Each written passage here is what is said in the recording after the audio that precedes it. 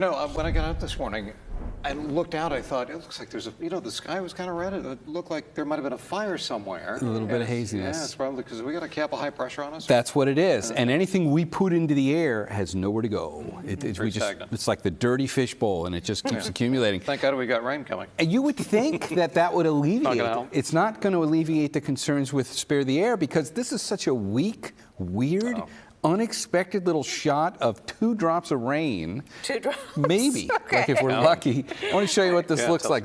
First thing we'll do is we'll visualize it on the virtual map, and the best way to first get a handle on it is to watch how, as we get to tomorrow, I'm going to start this at midnight tonight. Keep your eye down here across the Diablo Range and down to our south. There's not going to be a lot to this, but you're going to see a few blips show up here on the Futurecast. That's late tonight. And then coming up again tomorrow, this is like up to around 7, 8 in the morning, and there are a few more drops working their way up. There's a theme on this. Most of the rain that gets here tomorrow, and there's not a lot of it, is going to be kind of scuttled over towards the east. It's going to be the inland East Bay, which probably has the best chance to see this. That in itself is weird.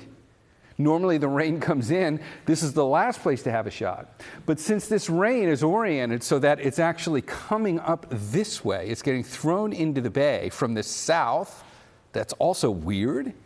And the aim is to throw it inland. What's going on with this? Let's do a little explanation on this. And to do that, we're going to say goodbye to the virtual map, and I'm going to bring up the forecast imagery. You can see this system now when you look at the satellite imagery right there. Weak little system sitting right off the coast, a little bit of rain mixed in with it, and then a big blank spot out here. How do you have just a weak little blob of rain show up off the coast like that, seemingly out of nowhere? Sticking with the theme, that's weird. Let me show you what happened. We go back over the last day and a half, and you can see what developed off our coast. We visualize the atmosphere differently. If you really want to spot things that are mysteriously not visible any other way, water vapor almost always sees it. Because now you're visualizing the whole atmosphere in terms of where the water is. So you see much more than the clouds. You see all the water vapor. Now the patterns show up. And over the last day and a half, this weak little cutoff area of low pressure, look at that, little counterclockwise spin, pulling up some moisture in front of it, doesn't have a lot to work with, drifting ever closer towards the coast of California. It's like it just snuck in over the big ridge. Look what the clouds are doing up here. You've got this pretty dominant arcing ridge of high pressure, which is responsible for the stagnant air, the relative warm temperatures, and sneaking in underneath it is that.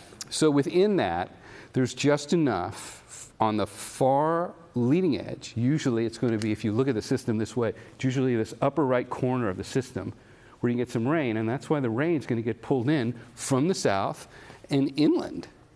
An overview on here shows you there's not a lot to it, but you see a few light showers getting pulled just off to our east, and that's why when we watched this on the Futurecast, you saw there really wasn't a whole lot to it either. I let that play all the way ahead till 1 in the afternoon tomorrow. So when we were looking at it on the virtual set, that went till like 9 in the morning.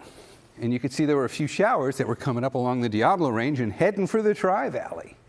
And you might get a drop or two of rain in the Tri-Valley tomorrow, and it wouldn't be enough that tomorrow at this point in the day, in the 6 o'clock newscast, I'm going to come back on and I won't really have the ability to say how much you got, because it's not going to be measurable rain, and then it'll leave, and that's pretty much the end of that story. That's it. Let's talk about the temperatures. So we'll come back to the virtual map, and I'll show you what the morning lows are going to look like for your part of the bay tomorrow. You'll have a few more clouds on this as that system comes in. It look like there's a little storm in the neighborhood too, and then you'll also see plenty of breaks of blue sky and morning lows or low to mid 40s. Nothing too drastically cold. We have gotten past the worst of that really cold snap in the morning, and the daytime highs are actually going to be warming up a bit.